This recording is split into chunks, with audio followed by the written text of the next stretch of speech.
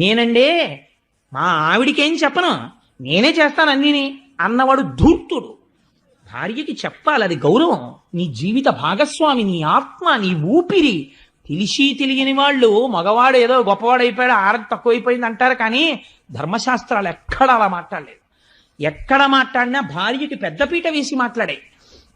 ఆయన ఎవరికి చెప్పాడో తెలుసా అండి? వీళ్ళందరూ వచ్చి ఆయన అడిగితే, సరే అబ్బాయి నేను ఆలోచిస్తాను, మరి అది కొంచెం వేడిగా ఉంటుందా, తాగితే ఏమైనా ప్రమాదం వస్తే మీరు ఏమైనా చేసి పెడతారా, అప్పుడు ఇంద్రుడికి అశ్వమేధ యాగం చేసినట్టు మళ్ళీ నాకు ఏమైనా చేస్తారా, మీతో పాటు అశ్విని దేవతలు వచ్చారా, గబుక్కుని ఇమీడియట్ సర్జన్ ఉన్నాడా, ఇవన్నీ ఆయన ఏం అడగలేదు. ఆయన ఎవరితో మాట్లాడో తెలుసండి? పార్వతీదేవి దగ్గరికి వెళ్ళాడు. వెడితే అమ్మవారు చిరునవ్వులు చిందిస్తూ తాంబూలం వేసుకుని కూర్చుంటుంది. ఇంట్లో ఉన్నటువంటి స్త్రీ, గృహిణి, మధ్యాహ్నం భర్త భోజనం అయిపోయిన తర్వాత తాంబూలం వేసుకు కూర్చుంటే ఆ ఇంటికి ఐశ్వర్యం, సంతానాభివృద్ధి, మహాపతివ్రత లక్షణం.